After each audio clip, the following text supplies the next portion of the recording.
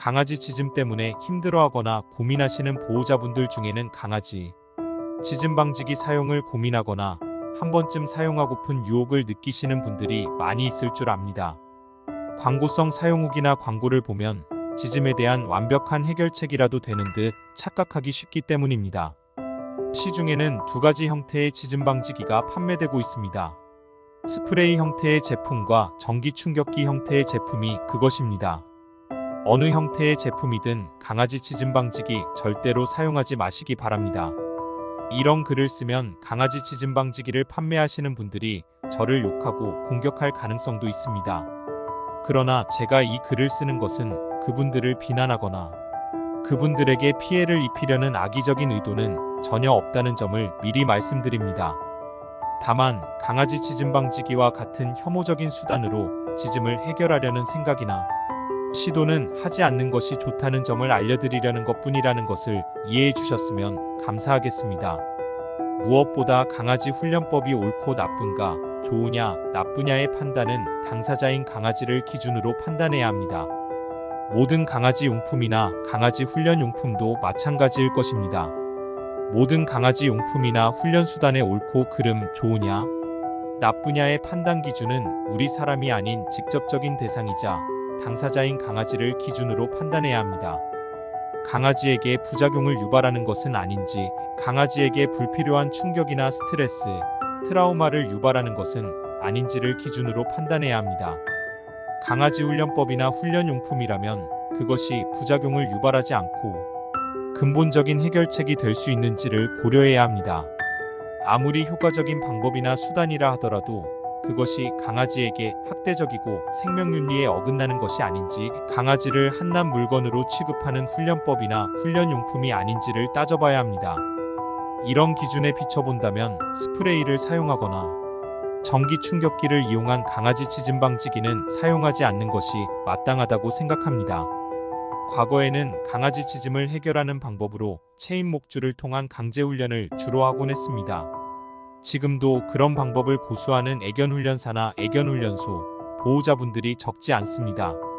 어떤 애견훈련사는 짖는 강아지에게 신문지를 말아 한두 번 단호하게 때리라고 가르친다고 합니다. 또 다른 애견훈련사는 강아지가 짖으면 페트병에 돌멩이 등소리, 나는 물건을 넣어 시끄럽게 흔들어 놀라게 하면 된다는 식의 엉터리 방법을 가르친다고 합니다. 저는 오래전부터 이런 혐오적이고 강제적인 훈련 수단을 사용하면 안 된다는 점을 여러 차례 강조한 바 있습니다. 짖을 때 하면 안 되는 행동 10가지라는 제목의 다른 영상에서도 이런 점을 상세히 설명하였습니다. 이해를 돕기 위해 다시 한번 설명하도록 하겠습니다.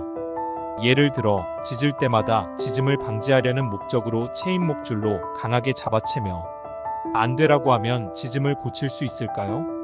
아직도 이렇게 훈련하라는 애견훈련사가 상당히 많고 보호자분들 중에도 이런 방법을 한두 번쯤 시도해본 분들이 상당히 많습니다.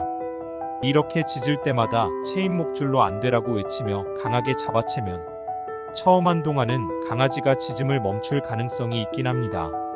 그런데 이것이 고쳐진 것일까요? 천만의 말씀입니다. 그렇게 믿었다면 엄청난 착각입니다.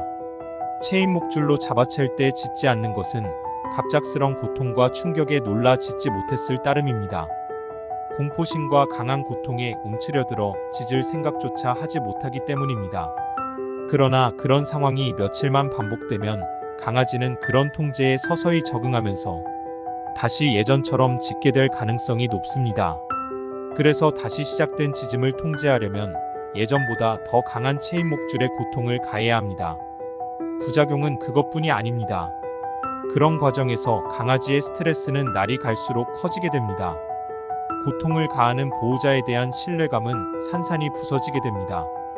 더구나 짖을 때마다 고통을 가하면 강아지는 짖음의 대상 소음이나 낯선 방문자 등에 대한 인식과 기억이 더 나빠지고 그에 대해 더 강한 경계심과 두려움, 스트레스를 느끼게 됩니다. 그런 상황이 반복될수록 짖음의 대상과 체인 목줄에 의한 고통을 동일시하게 됩니다. 강아지는 자신이 짖기 때문에 체인 목줄에 의한 고통을 받는다고 생각하는 것이 아니라 소음이나 낯선 방문자가 존재하거나 나타나기만 하면 고통스런 일이 생긴다고 여기게 되는 것입니다. 그 결과 소음이나 낯선 방문자에 대한 스트레스나 경계심, 불안감은 날이 갈수록 커지게 되고 그런 상황에서의 지짐과 공격성은 더 악화되게 됩니다. 이와 같은 체인 목줄의 부작용이 강아지 지짐 방지기를 사용했을 때의 부작용과 동일합니다. 설령 강아지 지짐 방지기를 사용하여 강아지의 지짐이 멈춰지거나 줄어들었다 치더라도 그것으로 지짐 현상은 일시적으로 멈춰졌을지언정 지짐의 원인은 그대로 수면 아래 잠복해 있다는 점을 명심해야 합니다.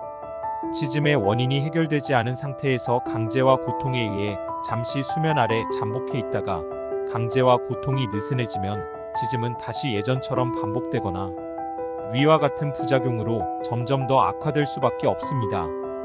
강아지 지짐 방지기의 고통에 짖지 못하는 강아지는 소음이 들릴 때마다, 낯선 사람이 방문할 때마다 속으로는 여전히 스트레스를 받고 두려워하며 힘들어하고 있다는 점을 잊지 말아야 합니다. 지짐을 해결하려면 지짐의 원인 요소들을 꼼꼼히 체크하고 파악하여 자연스럽고 종합적인 해결을 꾀해야 합니다. 짖지 않게 하는 한두 가지 요령만으로는 부족합니다. 강아지 지짐 방지기를 쓰는 것은 한두 가지 요령만으로 문제 행동을 고치려는 편의주의적인 발상과 다르지 않는 바람직하지 못한 일입니다. 강아지 지짐 방지기, 이런 위험한 물건, 부작용이 심각한 물건을 그래도 쓰시겠습니까? 구독, 좋아요, 알림 설정 잊지 않으셨죠? 이것으로 오늘의 영상을 마칩니다. 감사합니다.